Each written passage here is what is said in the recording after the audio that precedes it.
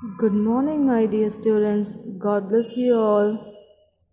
This is your English class, grade 6, chapter 9. Now, we are going to learn a new poem. The title of the poem is This the Wind and Nothing More. This poem was written by Edgar Allan Poe. My dear students, before we start the poem, we must know about the poet. Here is a picture for you. This is Edgar Allan Poe. Now we are going to learn some about Edgar Allan Poe. He was born in 1809 and he was died in 1849. He was an American writer, editor, and literary critic. He is the best known for his poetry and short stories, especially his tales of mystery and horror. His stories and poems often deal with the themes of death and loss and have a dark, brooding atmosphere. The Raven is one of his most popular poems. The Raven is one of his Poe's most popular poems. Here, the Raven is his work, my dear students. Okay. Edgar Allan Poe was not so much concerned about the morality in his poems and stories as the other writers were at the time. Rather, he focused on technique and style for the effectiveness of his work. His poems and stories usually have a grim and mysterious atmosphere and have the recurring themes of hope and despair, love and death. Edgar Allan Poe was one of the earliest American writers to write short stories. Here is a picture for you. This picture is the raven. It seems crow, but it's not crow. Crow is different from the raven.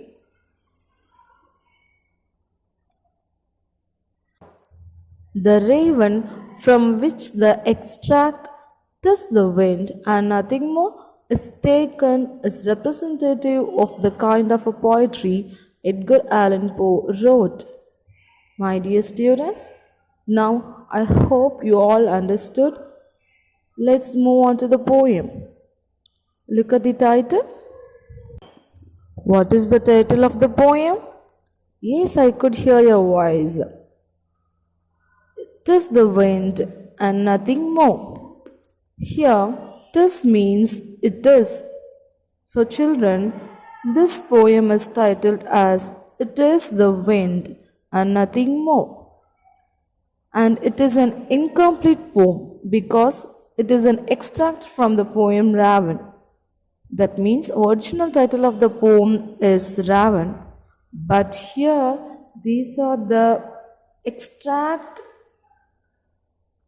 or passage have taken from the poem Raven. My dear students, the title itself explains that is only wind, nothing more. This poem is a very interesting poem. So children, while I am reading the poem, you should create the scene in your mind. I hope you all can.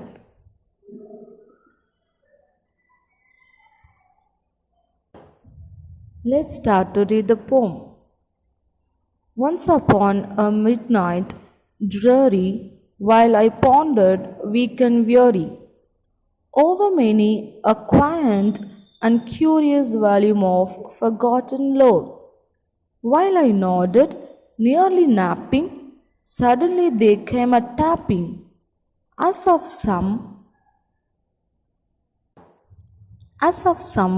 gently rapping at my chamber door. "'Tis some visitor," I muttered, tapping at my chamber door. Only this and nothing more. Ah, distinctly, I remember it was in the bleak December, and each separate dying ember wrought its ghost upon the floor. Eagerly I wished the morrow, vainly I had sought to borrow from my books surcease of sorrow, sorrow for the lost Leno, for the rare and radiant maiden whom the angels name Leno, nameless here for evermore. Dreary, dismal, bleak, or boring. Lore, folklore. Bleak, gloomy. Ember, glowing piece of coal, or wood of a dying flame. Morrow means tomorrow. Surcease means end. Look at the first line of the first stanza. There is a word I. Here I refers to the narrator. This incident happened in the midnight. Here the narrator talks about himself that he was weak and weary. He feel very tired. Weary means tired. So he was nervous and he felt very tired. Pondered means think. And the second line, over many acquaint and curious volume of forgotten lore. Here, quaint in the sense old fashioned, always fanciful. So, here, what the narrator is trying to tell us, actually, the narrator was thinking about some of the strange means different, and some of the strange and forgotten stories he had read earlier. While he was thinking, slowly he nearly fell asleep. Third line, nodded. Nodded means head fall forward. And then napping. Napping means sleep lightly. So, while thinking about some of the strange and forgotten stories he had read earlier, so later, slowly he nearly fell asleep. Then,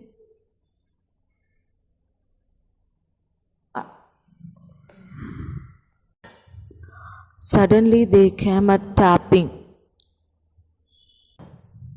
When the narrator heard the tapping on his door, he thought it must be a visitor, and he muttered in the sense murmuring. He is murmuring, tapping at my chamber door, only this and nothing more. Must be a visitor.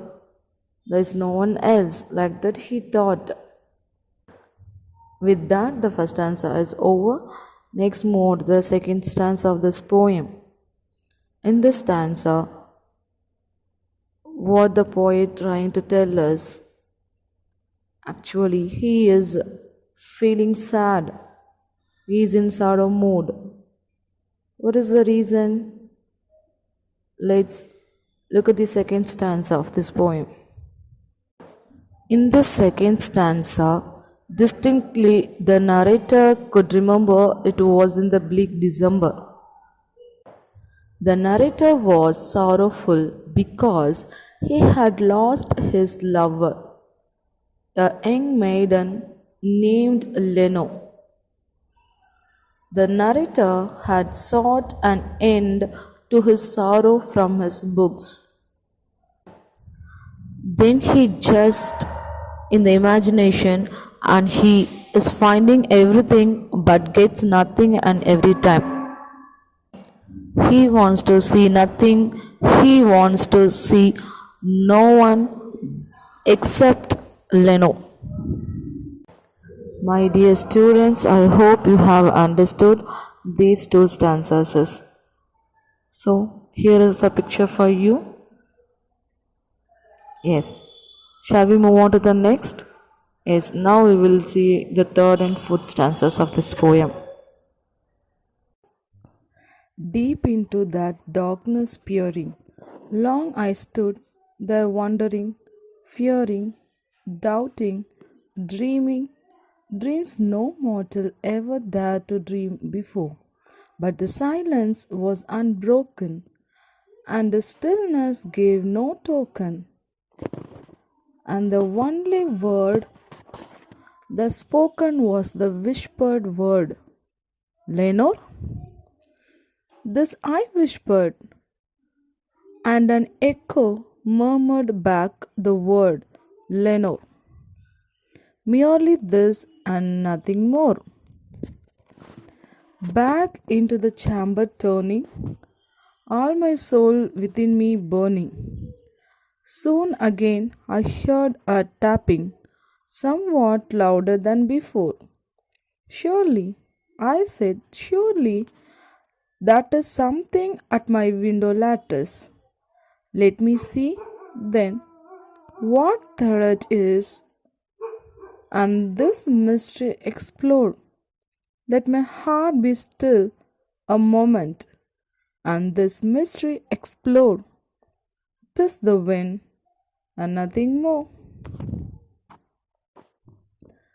Token. Token means sign, indication. There it. There it means there or else at that place. In the third paragraph, he mentioned about darkness and beautifully mentioned about the stillness, calmness of the night. He is picturizing the midnight scenes here beautifully, my dear students. And also, here that he couldn't see anything in the darkness except the equivalence feel of anything and the feel of silence. He stood there and he's wondering in the sense expressive of a desire to know something, and he is fearing and he has doubting and he is dreaming that he ever dared to dream before. But the silence was truly unbroken. Lenore is the only word that's spoken. Whispered means speak softly. Here, the narrator he whispered the word Lenore, and an echo murmured back the word Lenore. Merely means just or else only. So again he knows it's a wind and nothing more. More the fourth stanza of this poem. Now we are in the fourth stanza. The narrator finally turns away from the empty door. He was checking and find nothing, and now it was full of fire.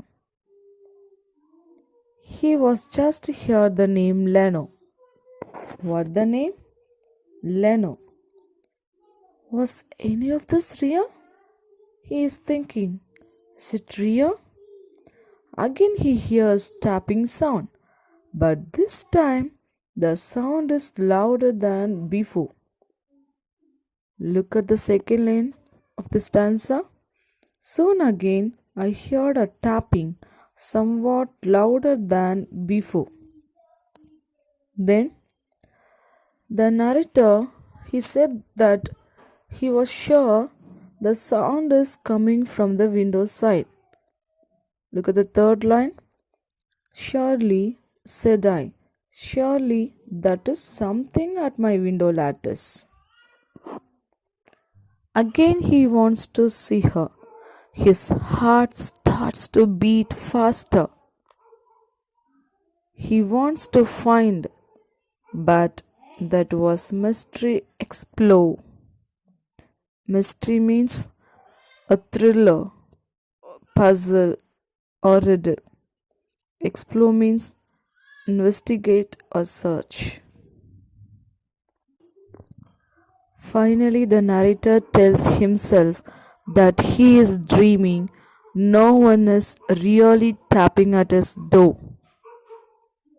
We don't know whether it was the wind or something or someone else who was tapping at the door. So it's mystery. My dear students, I hope you have understood this poem and enjoy the poem. Till the end of the poem, it is the wind only. There is nothing more. My dear students, read the poem thrice and mark the difficult words and try to find out the meaning for those words and write it in your note. Now, it's a time for the comprehension work. Take page number 55. A. True or false. B. Read the sentences and answer these questions. Take the next page, page number 56. Look at the D. Some other examples of internal rhymes from the poem. Yes, now look at the picture and look at this. Write the answers in your book clearly as well as neatly. Use pencil. Okay, students.